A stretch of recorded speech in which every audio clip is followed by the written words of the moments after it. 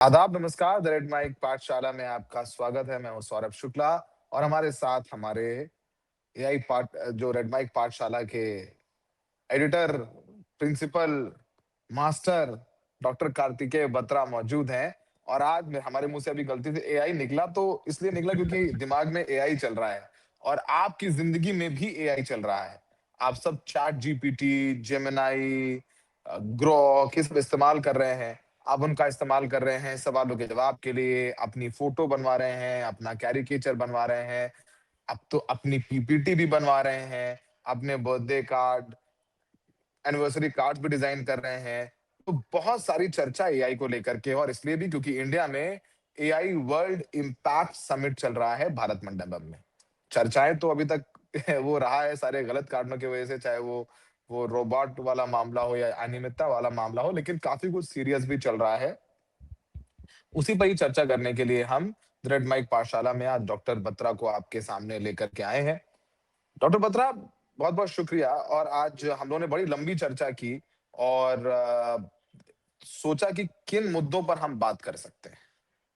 बत्रा साहब, हम ये दिल्ली में वर्ल्ड एआई इम्पैक्ट समिट कर रहे हैं।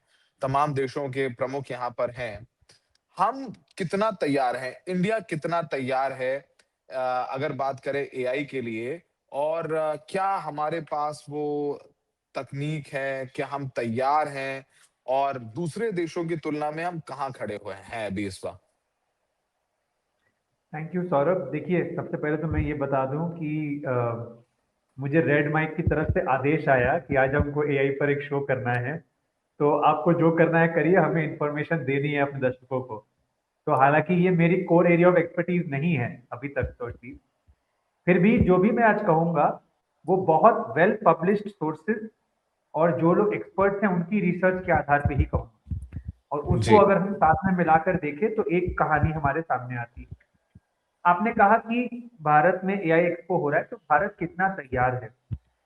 इसके लिए सबसे पहले हम ये समझते हैं सौरभ, इस समय एआई के पायनियर जो देश हैं दो, मतलब मोटा मोटी एक तो यूएस है ही, दूसरा चाइना को मान लेते हैं। मैं ये नहीं कह रहा कि यूरोप में रिसर्च नहीं हो रही है एआई पर, लेकिन अगर हम यूएसए में देखें और चाइना में देखें, जिस स्तर पर एआई फर्म्स को बढ़ावा मिल रहा है और जिस स्तर पे वो ग्रो कर रही हैं, जिस स्तर पे वो खर्चा कर रही हैं, अगर वो ग्रो ना भी कर रही हैं, नहीं भी कर रही हैं, तो सबसे पहला आंकड़ा जब आप ये देखेंगे आप खुद समझ जाएंगे कि कितनी इंपॉर्टेंस दी जा रही है इन देशों में एआई को। तो मैं हुँ। आपको एक उदाहरण देता हूँ। जैसे आपने अभी जिक्र किया जो भारत में ये हो रहा है, जो एआई इम्पैक्ट समिट हो रहा है, तो इसके लिए बातें बहुत अच्छी अच्छी की जा रही हैं। और मुझे लगता है कुछ हेडलाइन बहुत अच्छी भी हैं इन द सेंस कि हम ये समिट सही समय पर कर रहे हैं क्योंकि दुनिया एक इन्फ्लेक्शन पॉइंट पे पहुंच चुका है। तो भारत को अगर नोटिस होना है, भारत को अपने आप को मार्केट करना है as a serious AI player, तो ये सही समय है। लेकिन अब कुछ आंकड़े देखते हैं। हाँ, और दर्शकों को मैं ये बताना चाहूंगा, हम एआई इम्पैक्ट एक्सपो की आलोचना नहीं कर रहे, हम इसके विजन की आलोचना नहीं कर रहे, हम बस तथ्य बता रहे हैं कि आज की तारीख में हमारी स्टैंडिंग क्या है इस पूरी वैल्यू चेन में। इसमें कुछ पॉजिटिव चीजें भी आपको हुँ। दिखेंगी, कुछ नेगेटिव चीजें भी दिखेंगी, तो दोनों ही तरफ से हम बात को अप्रोच करें। यूएस में सौरभ, अगर आप मोटा मोटा एक दो रिपोर्ट देखें तो आप पाएंगे कि जब जो बाइडेन प्रेसिडेंट थे, ट्रंप के अभी सेकेंड कार्यकाल से पहले, तो वो थोड़ा कॉशियस थे एआई को लेकर। लेकिन जब ट्रंप 25 में एक अनाउंसमेंट आया कि 500 बिलियन डॉलर इन्वेस्टमेंट एआई में की जाएगी, 500 बिलियन डॉलर। अभी फरवरी हुँ। 2026 की एक रिपोर्ट है जो हमने साझा भी करी है अपने दर्शकों के साथ, उसमें लिखा है जी। कि तकरीबन 700 बिलियन डॉलर खर्चा यूएस में होगा एआई पर इस साल। अब दर्शकों को पहले समझना पड़ेगा कि ये जो मैं बोल रहा हूँ 700 बिलियन डॉलर, इसका मतलब क्या है। तो मोटा मोटा एक कन्वर्जन रेट में मैंने ये लिखा है आपकी स्लाइड पे हमारी, 100 बिलियन डॉलर है तकरीबन 9 लाख करोड़ रुपए। 9 के बाद 12 जीरो, ठीक है, मतलब बिलियन होता है 100 करोड़, तो 10,000 करोड़ हो गया डॉलर में, और आप उसको 90 से जब मल्टीप्लाई करेंगे तो आपको 9 लाख करोड़ मिलेंगे। कहने का मतलब है हुँ। यूएस का जो जिस स्तर पर यूएस सोच रहा है, उसके पास कैपिटल भी है सोचने की इस स्तर की। पैसा भी वो है, सोच पैसा रहा है है उनके पास। मैं वही वही मैं कह रहा हूँ, कैपिटल है उसके पास। वो सोच रहा है 50 लाख करोड़ प्रति वर्ष की लागत एआई इंफ्रास्ट्रक्चर। जैसा कि हम हम्म। जानते हैं बड़े बड़े जो टेक फर्म, चाहे वो माइक्रोसॉफ्ट का, देखिए मल्टीपल एराज हुए इंटरनेट के। पहले माइक्रोसॉफ्ट वगैरह आए, माइक्रोसॉफ्ट फिर गूगल वगैरह आए, फिर सोशल मीडिया में फेसबुक, अमेजॉन, ये सब बने। और अब एक ये नई वेव है डिजिटाइजेशन की, इंटरनेट की, जिसे हम ये जो एआई जनरेशन है। तो वहां हम्म। बहुत पैसा है यूएस में इन सब में इन्वेस्टमेंट डालने के। तो ये जो 9 लाख करोड़, 100 बिलियन है, तो यूएस कह रहा है हम तकरीबन 50 लाख करोड़ रुपया हर साल खर्च कर रहे हैं प्राइवेट सेक्टर के जरिए मुझे। ठीक है जी। तो यूएस तो बहुत अमीर हो गया, तो ऑफ कोर्स हमारा उनसे कोई कंपैरिजन नहीं है। तो चलिए थोड़ा पड़ोस में देख लेते हैं, चाइना, जो हमारे सामने देखते देखते ही बड़ा हुआ है। मतलब हमेशा से इतना बड़ा नहीं था, बिल्कुल। चाइना की अर्थव्यवस्था हमेशा से बड़ी नहीं थी। तो एक रिसर्च है, ये 4 ऑथर्स हैं इसमें, मार्टिन बेराजा, वेनवाई पेंग, डेविड यांग और नोआम यूचमन। इन्होंने एक पेपर लिखा है, अभी ये पब्लिश नहीं हुआ है, बट ये काफी पॉपुलर सर्कुलेट हो रहा है और स्टैनफोर्ड यूनिवर्सिटी में कवरेज मिली है इसको, कि तकरीबन पिछले 10 साल में चाइनीज जो इंस्टीट्यूशन है, गवर्नमेंट हो गए और प्राइवेट दोनों मिला के, जो उनके फंड हैं, बड़े बड़े कैपिटल फंड, वेंचर कैपिटल जिसको बोलते हैं, उन्होंने तकरीबन $200 बिलियन डाला है पिछले 10 साल में एआई में। इसका मतलब हुआ एवरेज, सौरभ, एक साल में 2.25 लाख करोड़ रुपए। यूएस से बहुत कम है, और ऐसा मानना भी है कि यूएस की कंपनीज बहुत ज्यादा एम्बिशियस हो रही हैं, लेकिन चाइना बहुत फोकस तरीके से काम कर रहे हैं।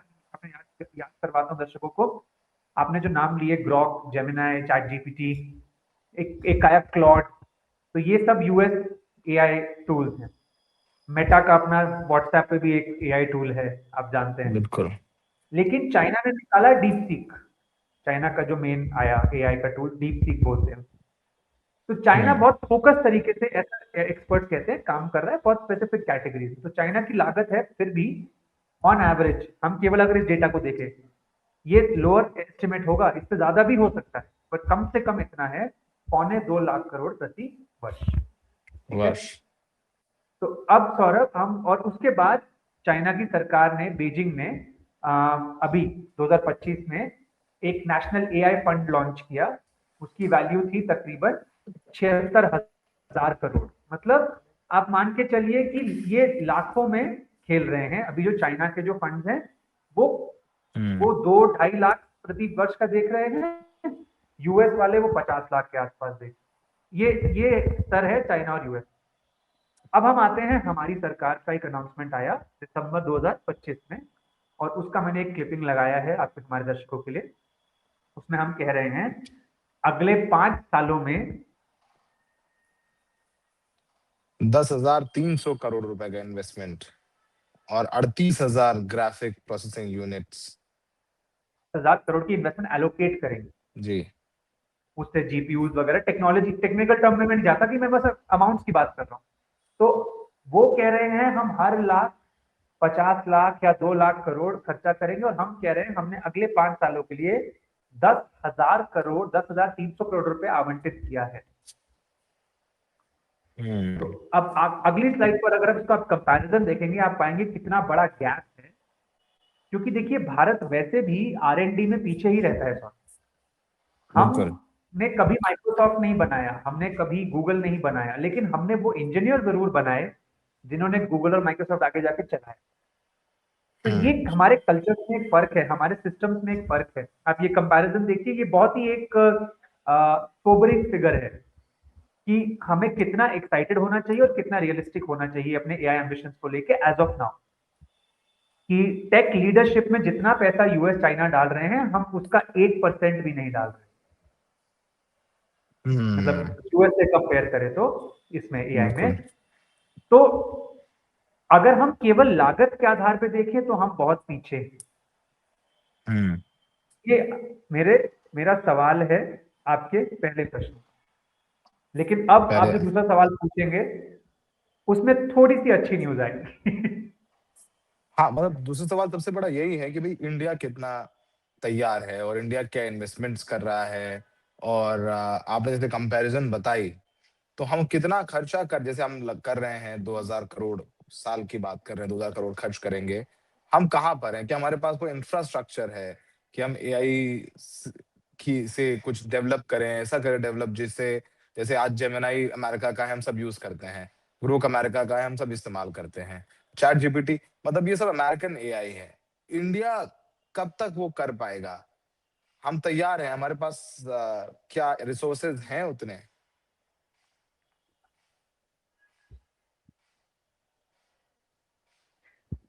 मतलब मैं इसका जवाब दूंगा, एक इनडायरेक्ट तरीके से आपको जवाब भी मिल जाएगा, और जो मैं कहना चाह रहा हूँ वो भी मैं कह दूंगा जी। कि इंडिया इस समय इस वैल्यू चेन में कहाँ सबसे अपने आप को स्ट्रांग पाता है। ये हम्म। जो मैंने तस्वीर दिखाई, ये बहुत ही कहीं ना कहीं पेसिमिस्टिक सी तस्वीर है कि हम कम खर्चा करते हैं, ये बात हम मानते हैं। लेकिन बिल्कुल। अगली ही स्लाइड में आप देखेंगे कि ऐसा नहीं है कि इंडिया बिल्कुल भी इस एआई ट्रेन पर नहीं चढ़ सकता, या हम्म। एआई बस पूरी तरीके से मिस कर देगा। क्योंकि फिर वही हम्म। बात है, हमने गूगल माइक्रोसॉफ्ट तो नहीं बनाया, लेकिन गूगल माइक्रोसॉफ्ट को चलाने में भारतीयों का बहुत योगदान है। जो हम्म। भारत की आईटी कंपनीज थी, उन्होंने जो सर्विसेज अमेरिका को दी, उसमें उस इंटरनेट रेवोल्यूशन में उसका एक बहुत बड़ा हाथ था। लेकिन क्या हमने हम्म। कोई अपना प्रोप्राइटरी बहुत बड़ा इनोवेशन कर डाला? नहीं।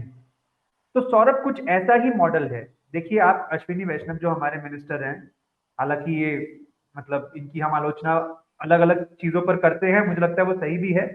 इनका ये कहना है अगले 2 साल में $200 बिलियन हम अट्रैक्ट करेंगे एआई में। हम्म। साथ ही में एक और क्लिप है कि अडानी कह रहे हैं कि हम $100 बिलियन डेटा सेंटर पे लगाएंगे। तो अब ये समझिए, भारत एआई से बेनिफिट करेगा, लेकिन किस वैल्यू चेन होती है ना, वैल्यू चेन का मतलब क्या होता है?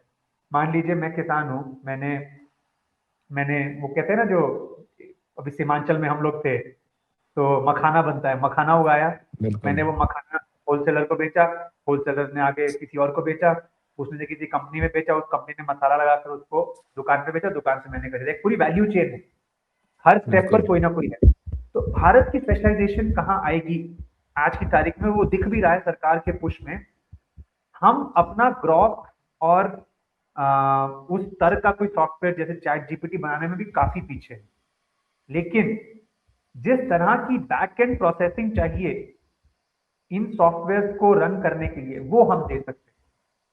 तो आप देखिएगा, जो पूरी कॉन्वर्सेशन चल रही है अभी भी, वो डेटा सेंटर्स को लेकर है, कि कि क्या इंफ्रास्ट्रक्चर दो भारत पहले।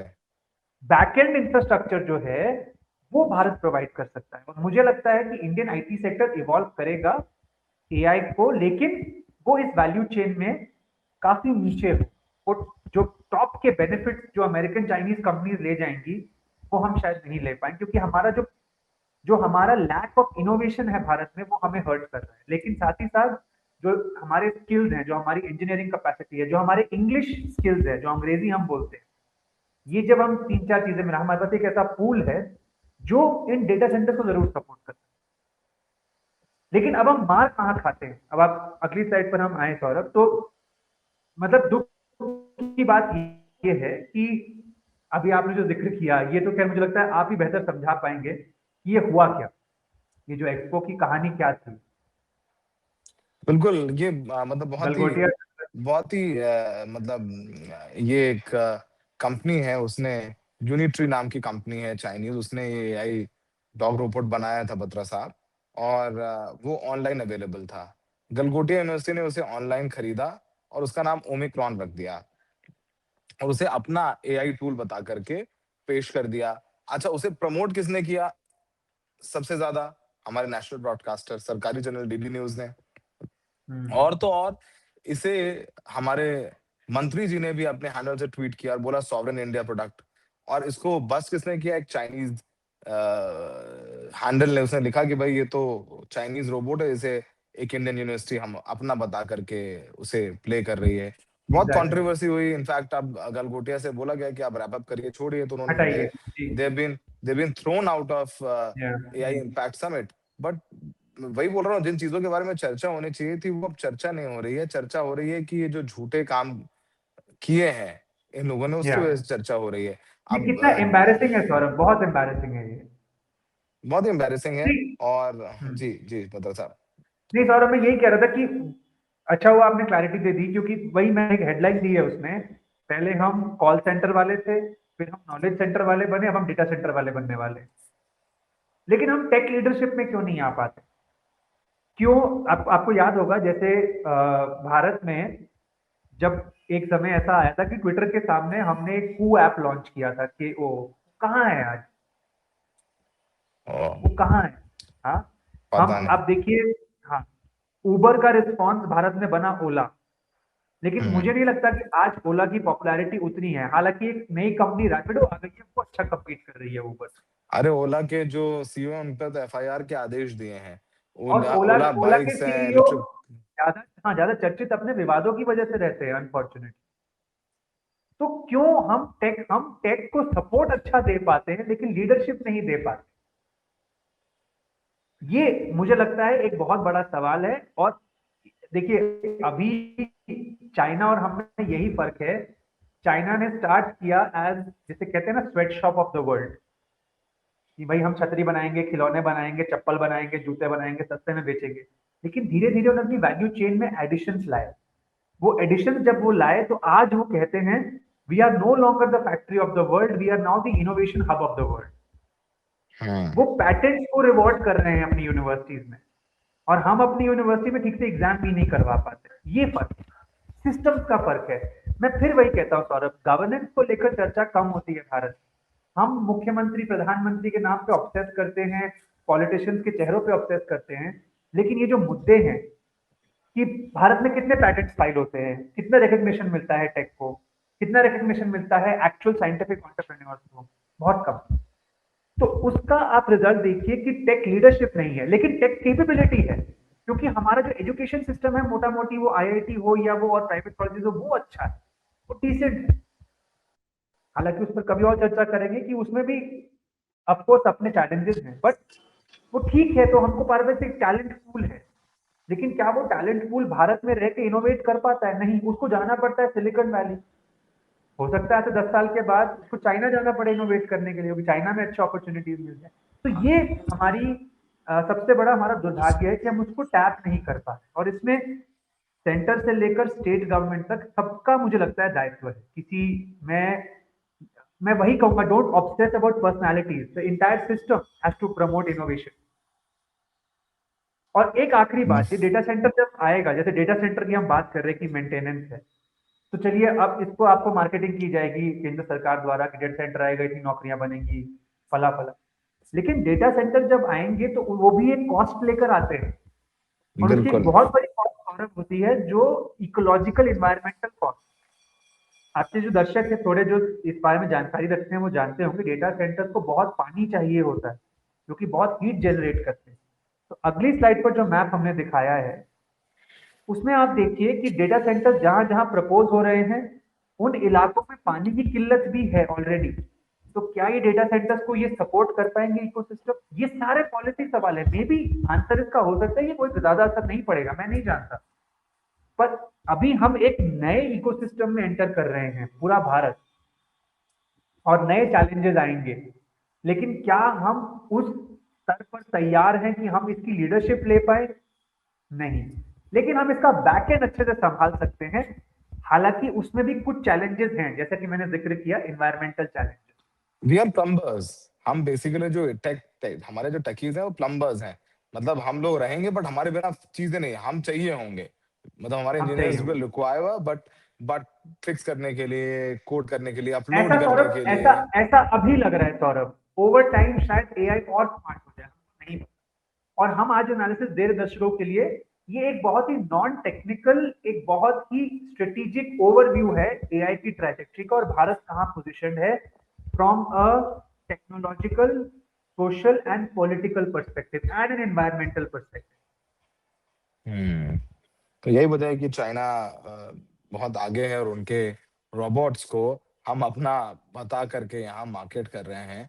बहुत एम्बैरेसमेंट हो रही है। लेकिन हमने शुरुआत में जैसे कहा कि एआई समिट की चर्चा नेगेटिव चीजों को लेकर के है, लेकिन हमें लगा कि इस एआई समिट के जरिए हम लोग क्या करने की कोशिश कर रहे हैं। और अच्छी बात है कि आज और कल जो कई देशों के प्रमुख हैं वो यहाँ रहेंगे। जी। एआई समिट में और कुछ लोगों को अब मौका मिलेगा कि वो अपना प्रोडक्ट दिखाएँ और उसे मार्केट करें। तो एक अच्छी अपॉर्च्युनिटी है। थैंक यू बत्रा साहब। हम लोगों ने चर्चा की एआई समिट पर, शुक्रिया कि आपने ये एनालिसिस निकाली कि अमेरिका, चाइना के मुकाबले इंडिया कितना पैसा खर्च कर रहा है। तो चलिए, शुरुआत तो है, हमारे इसमें इंजीनियर्स की कुछ ज़रूरत तो है। सौरभ सकारात्मक चीज जो मैंने बोली है इसमें, वो भी आपने जैसे जिक्र किया कि ठीक है, अभी हम वैल्यू चेन में कहीं हैं, लेकिन हमको ये कोशिश करते रहना चाहिए कि हम वैल्यू चेन में ऊपर बढ़ते जाएं। हम केवल प्लम्बर ना रहें, हम ठेकेदार बन जाएं एट सम पॉइंट। ये हमारा बिल्कुल, ऑब्जेक्टिव होना चाहिए।